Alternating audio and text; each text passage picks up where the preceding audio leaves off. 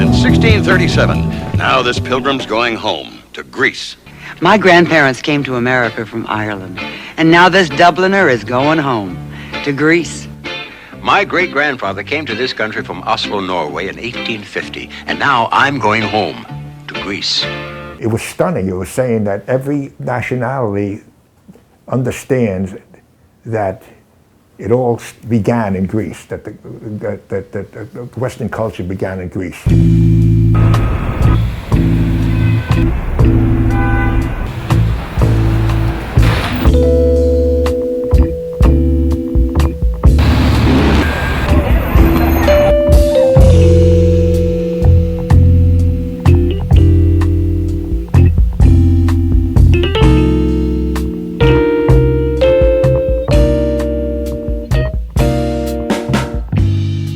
Contended that I never created anything, that I just, if I thought about something long enough, the idea's there and you grab it, if you understand the culture. And if you're surprised importantly enough and interesting enough, it becomes incredibly memorable. The surprise is somewhere in the problem. The only way I got away with doing any of those anti-war covers when everybody thought the Vietnam War was okay. And I got away with it. One, because my covers from the beginning were selling like hotcakes, were selling the hell out of the magazine. I mean, when I started doing the covers, they went from like almost 500,000 to 2 million. I mean, it was an incredible leap. So you got away with it because of money talks, bullshit walks. Did a cover for Esquire magazine showing Muhammad Ali as a martyr when he refused to fight in that war. They stripped him of his title and took away his livelihood. And so I put the concept of race, religion, and war in one image. So it became it now is regarded as an iconic image in American culture, and it's now at the Museum of Modern Art along with many other of my covers. I had a high school teacher by the name of Miss Angle, and she was an art teacher for the whole school. And she came to me and she said, "George, do you have 10 cents?" I said, "Yeah." She said, "Well, take the subway, 5 cents in those days, to 135th Street and Commerce Avenue, and you're going to take a test there for the High School of Music and Art. And you need to show them work you've done." So and she opens up a portfolio, one of those cardboard black portfolios with strings that she had bought, $2, $3 of her money. She opens it up, and there was about 100 of my drawings that she had saved from the time I was 8 years old to the time I was 14. She'd show them those drawings, takes a test, and that's the high school you're going to go to. Changed my life. My religion on Sundays is to go to museums. If you know the history of art, you know more than pure history. You don't really understand the history of the world unless you understand the history of art. And as I say, it's certainly been incredibly important to in my career. Many Greek and important Greeks disguised their identity, disguised their background, especially people in the investment business and in Wall Street. I know people who would change their names, not because it sounded too Greek, and hid the fact that they were Greek. I made a big point out of it, and I would always have to tell people, especially when I was young, that I was Greek because I didn't have a Greek-sounding name.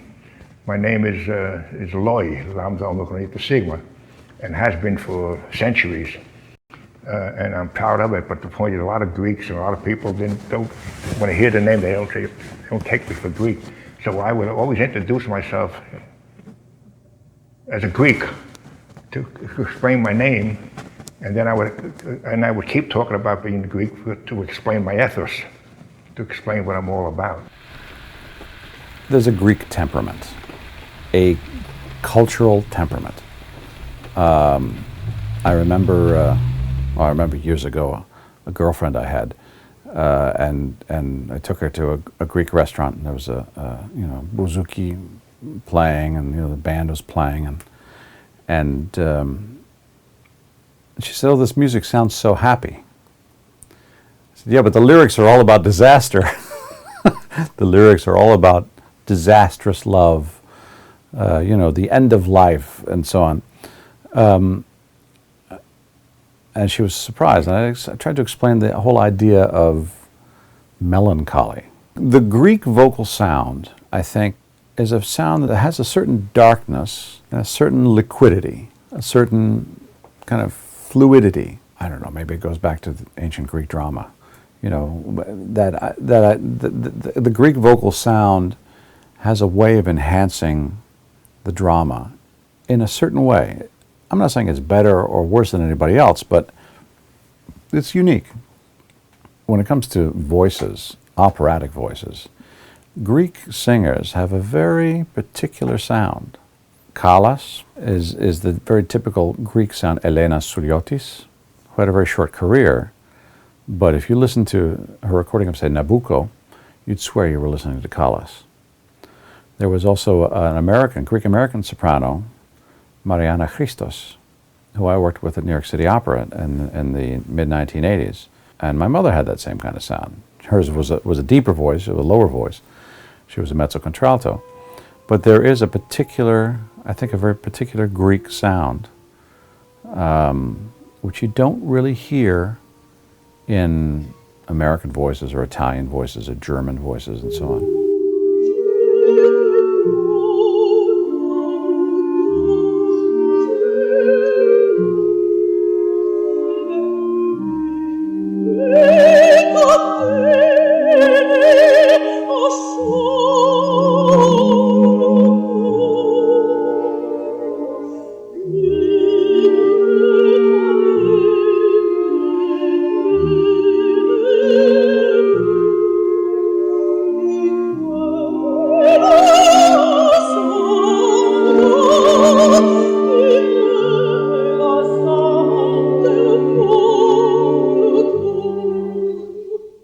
My career in musical theater actually happened quite by accident.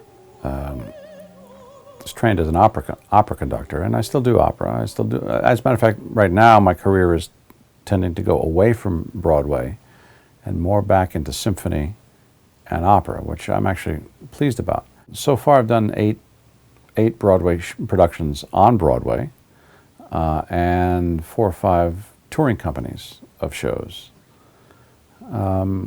But it happened, I fell into it. The thing about doing Broadway is it pays very well.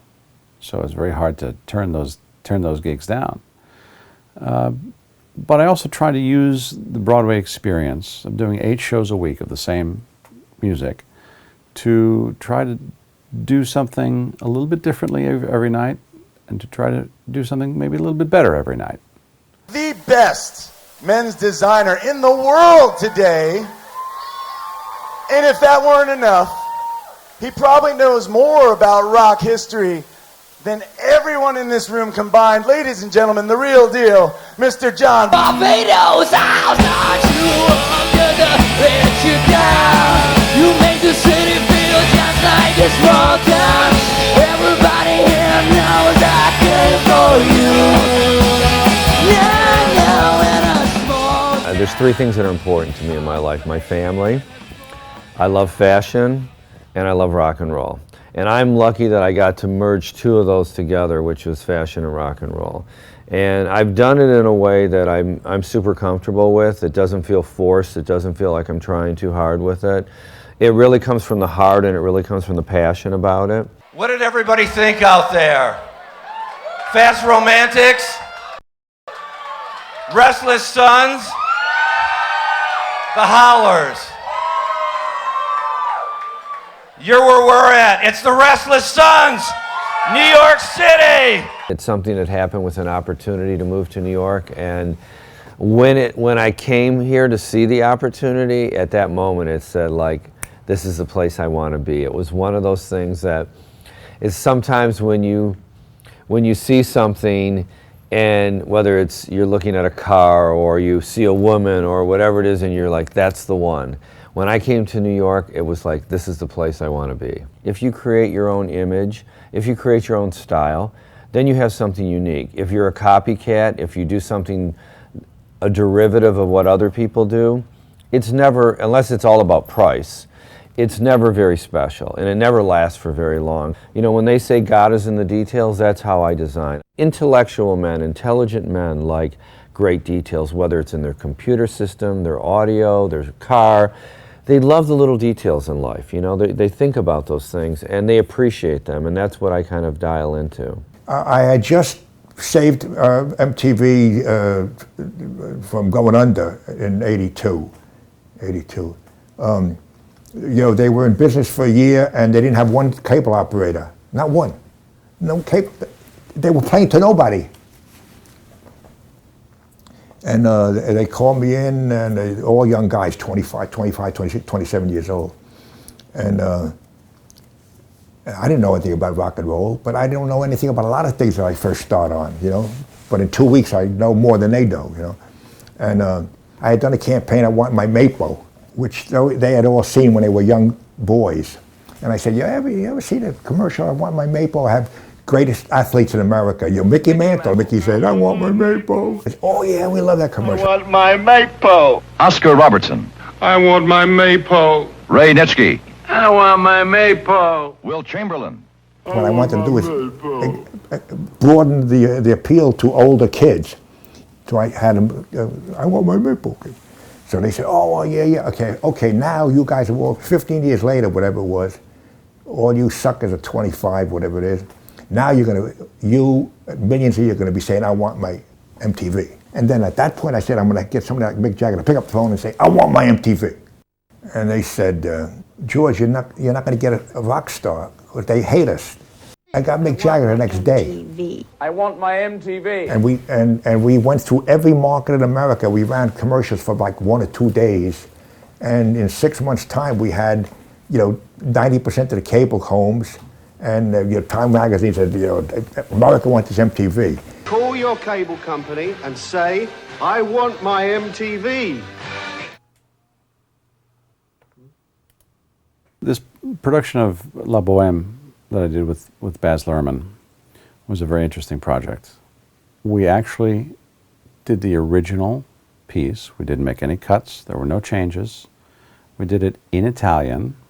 If one is true to the original intent of a piece, I mean, really true, then I think people respond to that. I think we did have an impact on opera, and I think we did succeed in a small way in helping to popularize opera. We were doing a performance, and Mimi dies in the 4th act.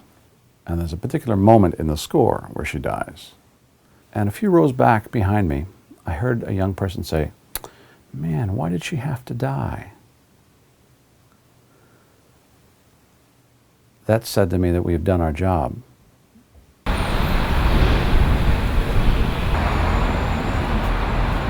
The goal for me really has been to bring Greek food to the mainstream, which would mean that would be a choice that the individual American would make on a weekly basis. You can go for Italian food, which has become American. Italian food, American food is the same thing. I mean, there are Italian words that have now become American words. And that's very, very interesting for me. And I think that Greek food is following in that path. I think the difficulty that we had, truthfully, and it sounds silly, but the most difficult thing that we had is a language barrier. We have a different alphabet than theirs. And if I say to you, tsuzukakia, you know what that is, but the American doesn't. But if I say meatballs, they do. And, it might not be exact, but what it does is it gives them a platform of identity. It makes them understand what that is. It allows them to give them the willingness and the desire to at least try it. And if they try it, they'll see how beautiful it really is. And they'll see what we're talking about in terms of how wonderful it actually tastes. For me, it was more important to really explore this identity of trying to understand what the essence of Greek food is, what the soul of Greek food is, what are the things that really define Greek food in terms of its culinary heritage, and then explore them. We were able to take very traditional things like moussaka, let's say, and evolve it in a way that allowed us to say, if you ate this and you've eaten moussaka, You will eat that and say, yes, this was moussaka, but this is not what my mother made. And I think that was a very important step for us. And those were very easy plates because you were able to actually see the evolution. I had just gone through a very difficult time in my life with my father's passing. And when he left us 2 years ago, what I realized through writing, I started writing a lot to sort of bring some sort of peace to myself, is that there was a relationship with food and him and myself that was very different than the relationship that I had with my mother and food. My mother used food as a vehicle to gather us together. It was her gift. For my father, it was a little bit different because he used food not as a media to bring us together, but to teach life lessons. When I was very young, my father brought a lamb and a goat home. And we were in suburban Long Island, and they were running around in the backyard. And for 2 weeks, we were playing with them. I was running home from school and playing with a lamb and a goat. Then Easter came, we woke up, and you know what happened. So now, I'm outside in the yard, and it's 6 o'clock in the morning, and we're gonna roast lambs. We've done this, every year since I could remember. And for this year, I was 10, 11 years old, he said, catch one. So I did. And when I actually finally got there, my father came and cut its neck. And now there was blood everywhere, and I was on top of the animal, and I felt this animal's life leaving it. There was heat, and it was convulsing, and there was blood everywhere, and on me. And I got up and I was crying, and that wasn't acceptable to my father. Crying to him was something that was unacceptable. Here's a man from Crete that my whole life told me that, men don't cry. He pulled me over and he put me on his lap, and he said to me at that time, remember this. Remember what you're feeling. Remember that this thing lost its life. And remember that every night when you sit down at the table and you say, I don't want to eat this, or I don't like this, that something had to die for us to be able to eat this. And it changed the way that I perceived things. I was only 10. And I'm sure that this was a lesson that his father had taught him, and that his father had taught him before, and so on and so on and so on. But here we were in the United States, in suburban America. That wasn't something that was done, but in his mind it was something that was necessary. And that has become a very defining moment for me, not only as a chef, but as a person. And it's those things that I think define us all.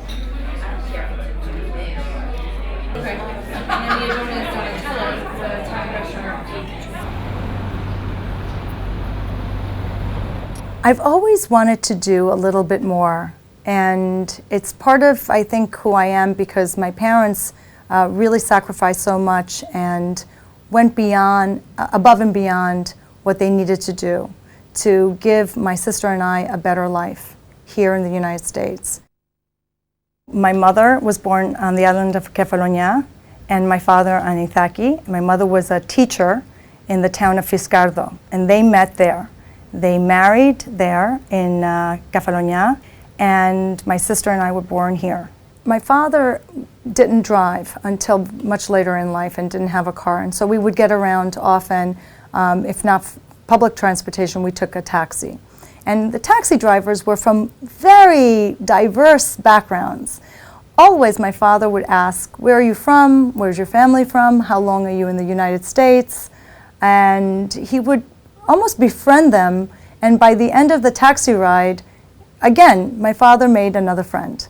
And so this is a habit that I've picked up, because one of the fascinating things I have learned is what a wonderful idea to create one project and use the talents of people from different cultures and different backgrounds and different upbringings, but bring them together towards one common goal. That's an exciting idea. So this is my father presenting a cake that he made for the First National City Bank.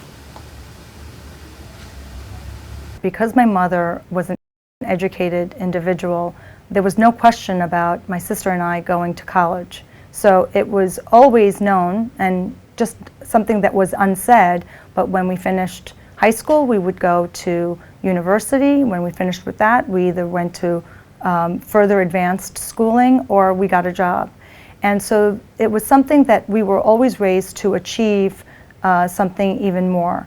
and to understand that the sacrifices that our parents made by working 7 days a week so that we could be put through these kind of educational experiences, we needed to do something with. And we needed to accomplish something and show where we have taken the family. And I think that we've accomplished that. When I first started in private banking a little over 13 years ago, I remember that when I was being introduced to people at work, sometimes people would look at me and think, she's not going to stick around, she's not going to last more than 6 months, for whatever reason that they thought that. But I think I proved them wrong. Because of my parents being immigrants in the United States and achieving what they achieved, I was able to say that I can push further. Financial services is sometimes considered a man's world, but the truth is, I'd say at least 50% of employees in financial services companies are women. The ceiling is being broken as far as that is concerned, and there are many women that are achieving very high and respected positions in financial services. My son Harry was 5 at the time. 1963 was the assassination, a terrible assassination of John F. Kennedy. So I said to him one day, I said, hey Harry, let's sit down and mess with some watercolors. And he could draw for a 5-year-old. And we started to fool around. And at one point I said, why don't you paint the flag, paint the American flag. He did it beautifully, just the beautiful shapes, and it's drying. And I said, gee, we're gonna put the stars in? And he starts to put them in, and he's putting it in, and he's putting in 10 in a row, and he's doing it neatly, pretty neatly. And the paint was a little bit too wet. So when he finished, you could see that it was still drying. And I said, no, let it dry. And he said, no.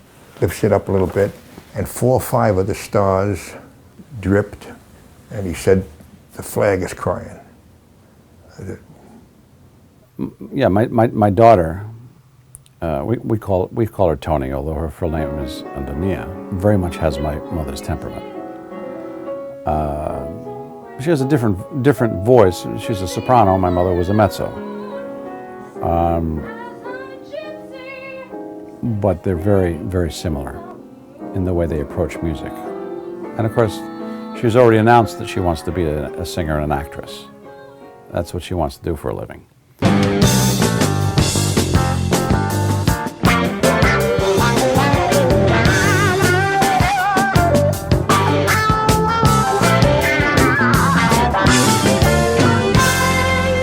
I'm always excited when we do an event and somebody from the Greek community that I've never met before comes up and tells me how proud they are.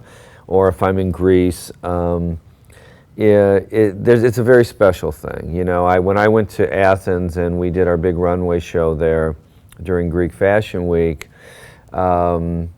we had the mayor of Athens there as well, and they were presenting me an award, and it started to rain and we were doing it outside at night.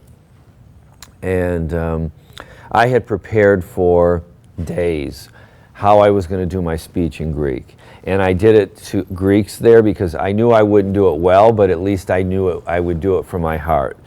And then it started to pour. So I really couldn't say what I wanted to say, but the one thing that was most important to me when that I felt was that, and that I wanted to say in this speech was that I knew that my mother and my father would be beyond proud that I was in Athens with the mayor of Athens, and I was the, I guess, guest designer, and I was being presented this award. I know it would be their most proud, I'm getting emotional right now, but I know it would be their most proud moment of their life kind of thing. And I know my grandparents, because of their pride, would feel the same way. So that's really what I was going to be talking to, and I didn't get to say enough of it at that day, but was really about the pride that I felt that day myself, but also the how I really felt that my parents and my grandparents would be feeling.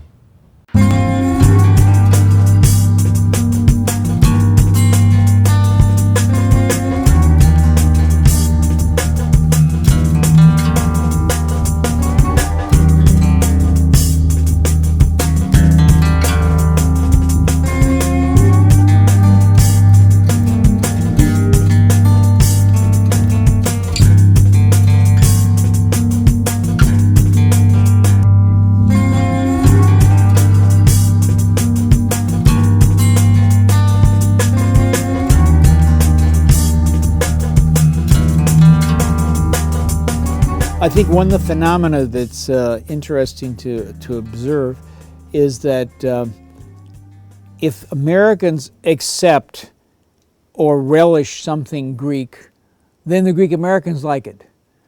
Let's say Callas, great opera star. Well, the Greeks don't go to opera. They didn't think she was so great until the Americans thought she was great. And they really did, most Greek Americans did not like Never on Sunday, but Never on Sunday was such a big hit that, oh yeah, we like Never on Sunday. Zorba the Greek was done, and some people say, oh, well, Anthony Quinn, he's not really even a Greek. How can he be dancing? But the Americans loved it, so then the Greeks loved it. So very often, and this is sad, the American mass media and intellectual media inform Greeks about what's Greek. Well, I think it may be both the charm and the weakness of that people, the Greeks. There is this hardcore bourgeoisie that Greeks, are. Very few people that I encountered in that community made me feel welcome, or were even curious. Not just who are you and do I know you, are you famous, or are you going to be, are you a big deal? Nothing about, well, what about the player? Oh, that's interesting. Nothing like that. If you're rich and famous, that's great. I think one of the things that you see in the Greek Americans is lots of individual self-confidence and very little community consciousness or community confidence in some ways. That people don't advance their ideas as a community or within a community setting, but as individuals. And as individuals, they have lots of drive and lots of, they're willing to break barriers and do whatever they think they should do. But as a community, they're terrified of offending somebody. They're going to offend the church. They're going to offend this one. Oh, we'll look bad if we do that. If I'm scheduling some films at the Greek Film Festival, they'll say, oh, well, but that's got some bad behavior in it. Maybe we shouldn't show that because the Americans will come and see this movie that shows Greek gangsters. So we defeat ourselves sometimes. I think as far as directors are concerned, of course, everybody knows of Elia Kazan and John Cassavetes. Kazan, of course, is a titan of mid-century American culture. He directed in the theater the two greatest American plays of his time. Up until recently, I've worked exclusively for companies. Now I'm still doing that and working on special projects, but I've also started a part-time law practice, and where I'm looking to do production legal and other entertainment transactional work, and I am interested in Greek cinema, so I'm working on films in Greece. I'm working with Greek actors and writers and directors, and I'm both and Greek American filmmakers. I've always wanted to do something creative. I'll sort of set out and try to make my one movie in Greece, and then see where it goes. And maybe in success I'll make other movies, or I'll just go back to practicing. I'm always myself struggling to figure out what makes a film a Greek American film. Is it that it's written by a Greek? Is it produced by a Greek? Does it star a Greek? What does it have to be to fall into that kind of classification? I mean, my film, if I shoot my film in Greece, is that a Greek American film? I would argue that it is, because my protagonist is Greek American. This is a historic Greek revival townhouse that is a private residence in the late 1800s, and now is the home to the Players Club. And we will have an event, a tribute to Elia Kazan. No home, no wife, no woman, no friends, no love. You only destroy, that is your love. And I will tell you what you will do now. You will go to Obregon or Carranda, and you will never change.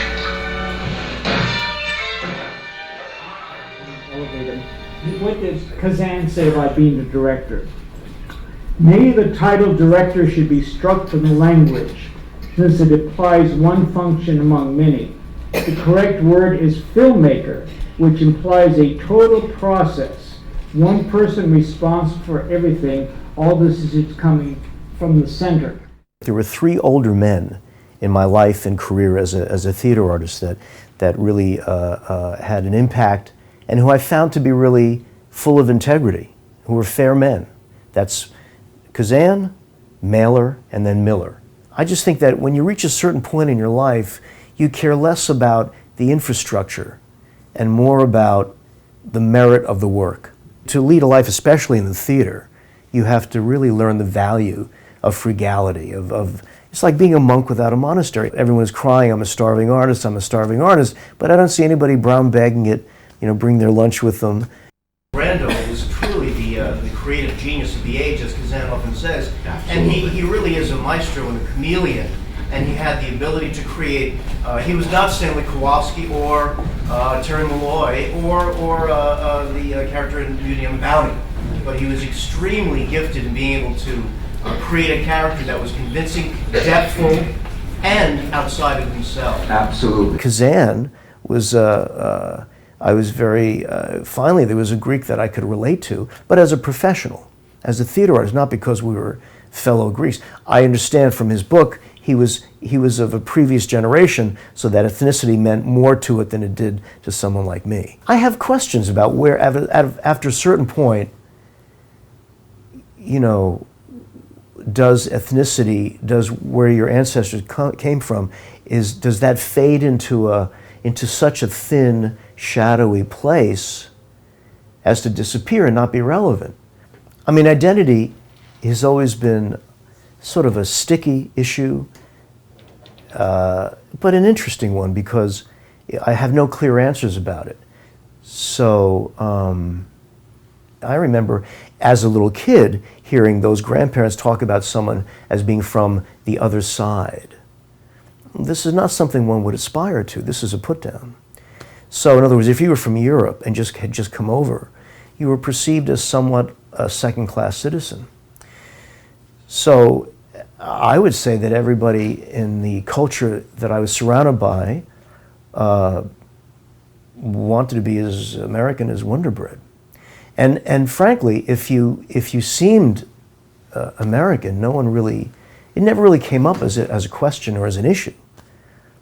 You were just American.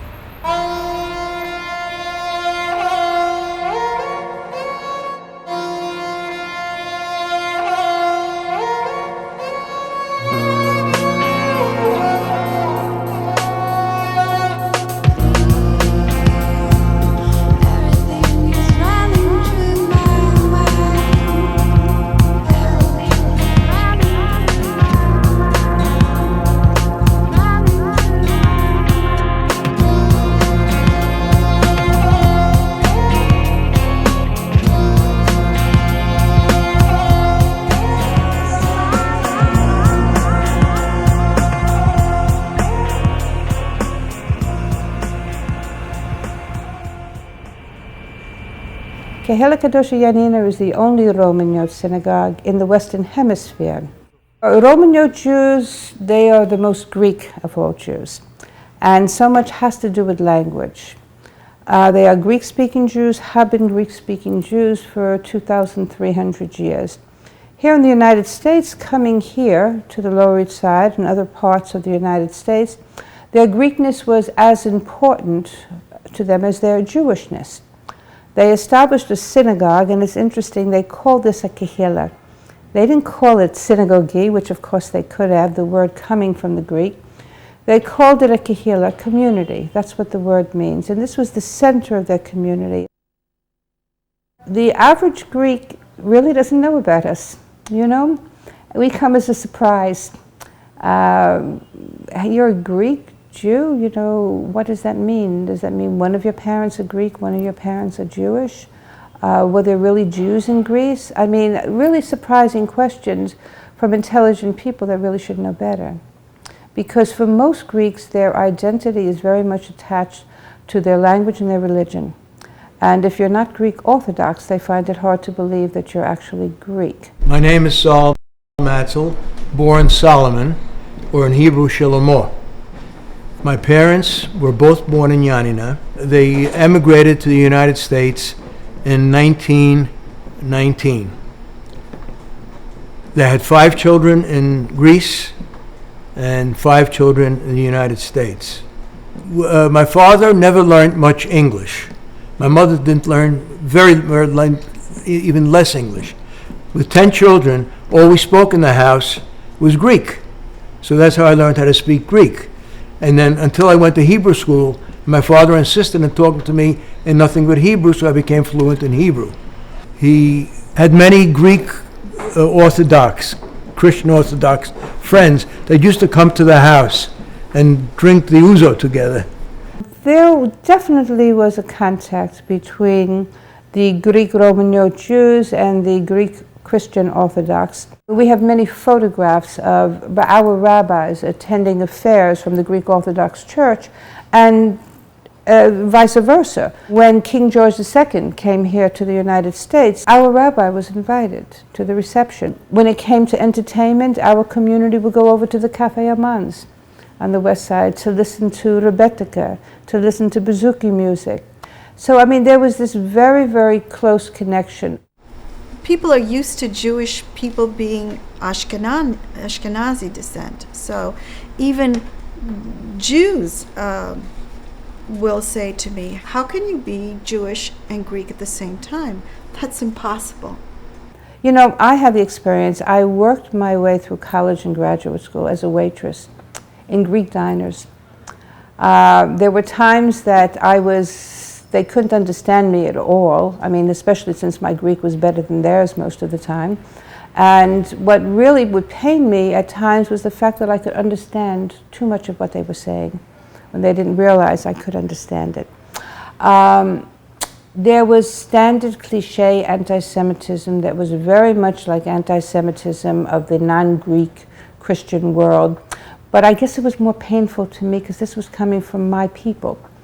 And I shouldn't be hearing it from them, and that's why it pained me even more.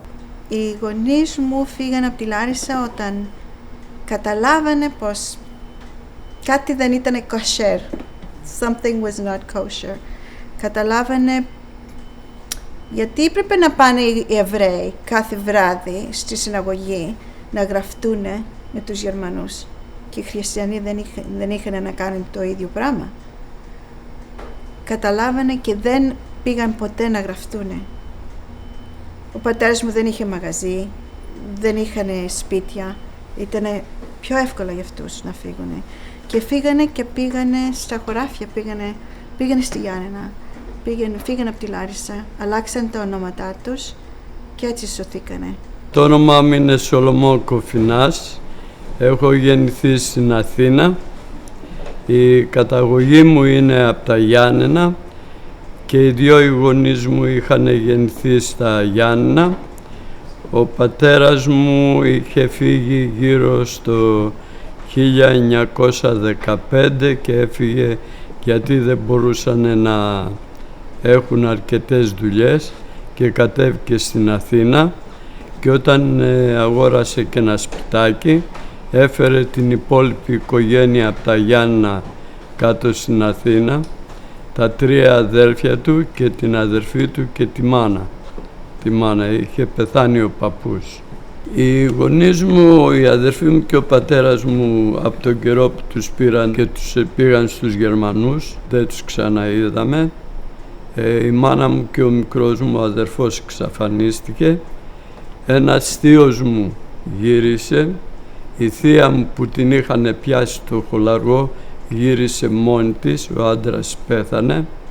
Η μία από τις ξαδέρφες είχε πεθάνει τον καιρό που είχαμε τον εμφύλιο πόλεμο, αντάρτες και εθνόφρουροι. Τη σκότωσαν, είχαν πόλεμο στο δρόμο και την ήρθε αδέσποτη σφαίρα και πέθανε. Και εμείς γυρίσαμε με τη γιαγιά και εγώ αποφάσισα να έρθω στην Αμερική. By definition, all Sephardic and Roman Yod Greek Jews are Orthodox. Our Orthodoxy, I like to think of it as a more liberal Orthodoxy. And in Judaism, we have many laws, we have many mitzvot, many do's and many do-nots. Amongst the ultra-Orthodox, the Hasidim, they are very ritualistic. But we're warmer, we're more flexible. You know, an ultra-Orthodox Jew would never think of embracing a woman and kissing a woman in friendship who was not his wife or his mother or his sister. We're warm, we're Greek. I mean, how do you greet someone if you don't kiss them on both cheeks?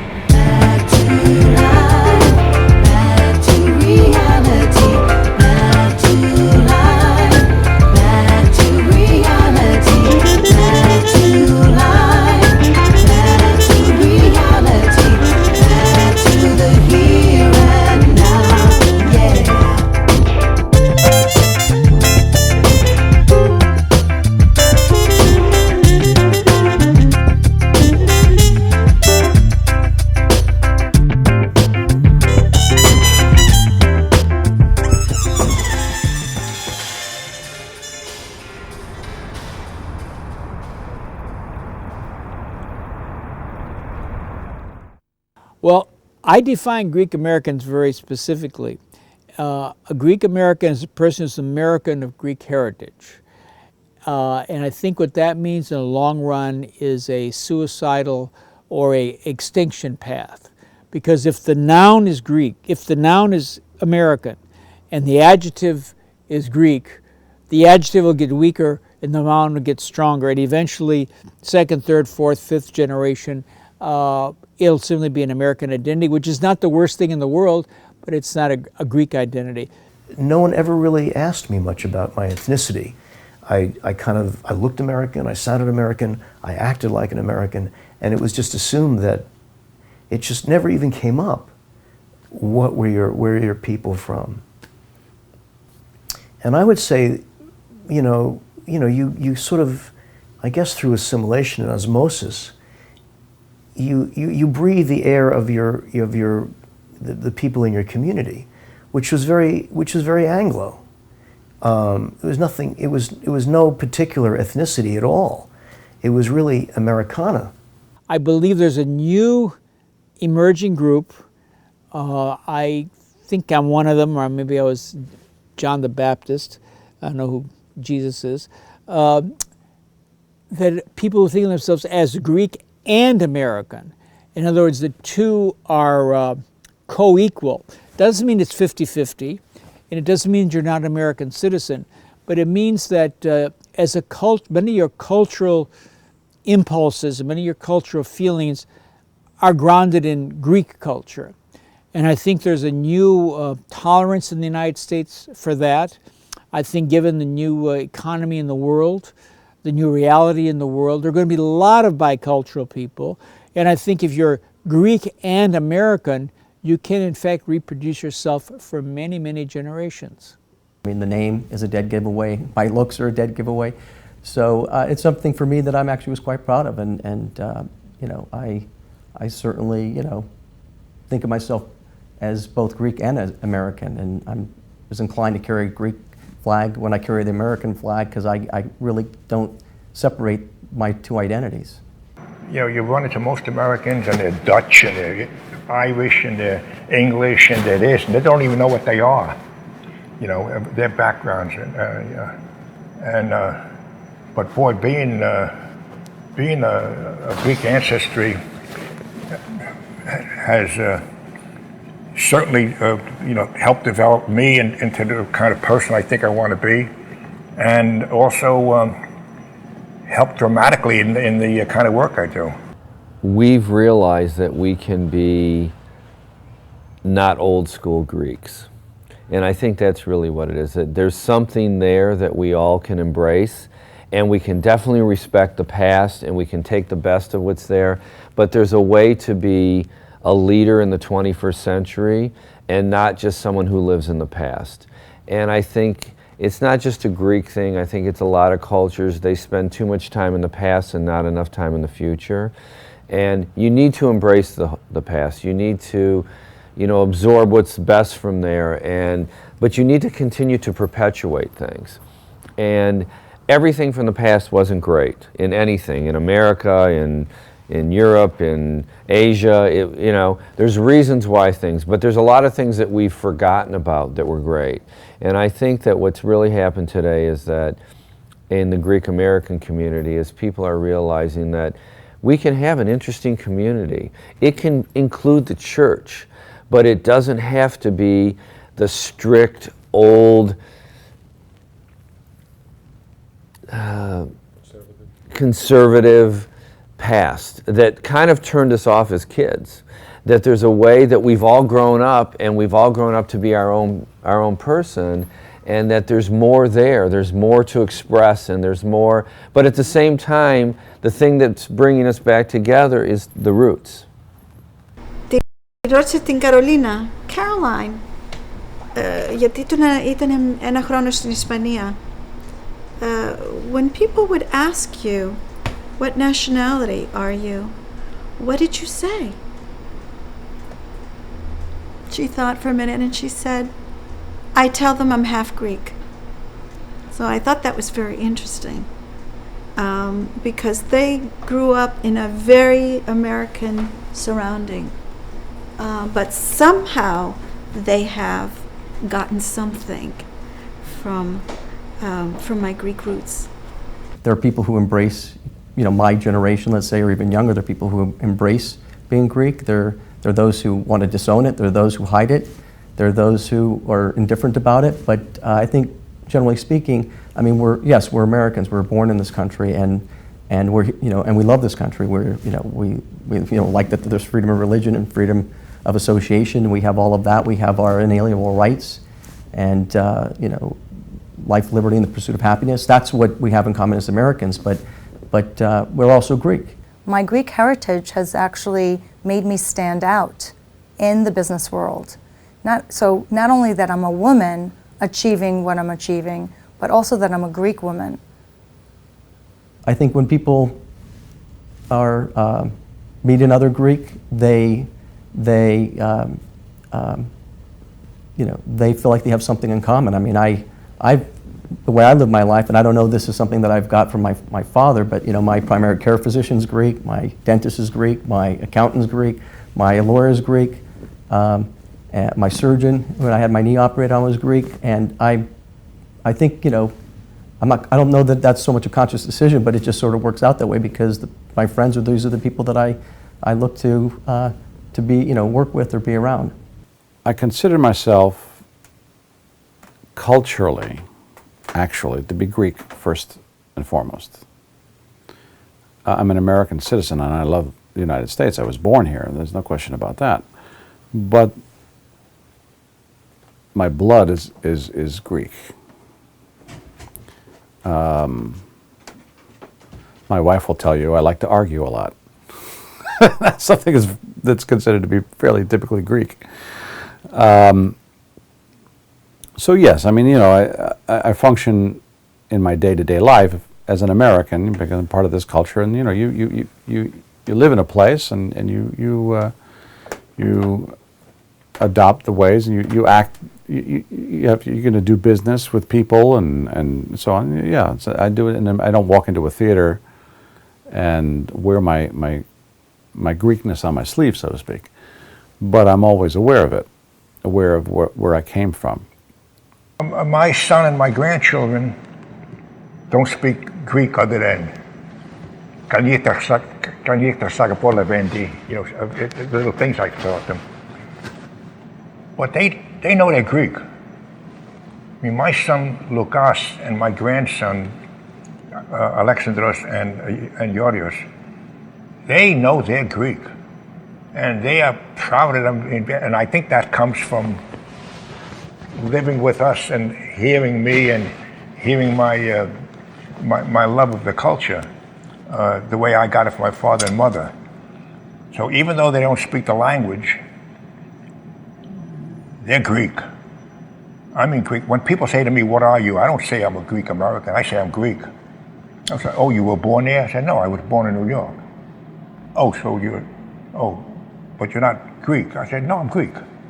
I happen to be a Greek living in New York.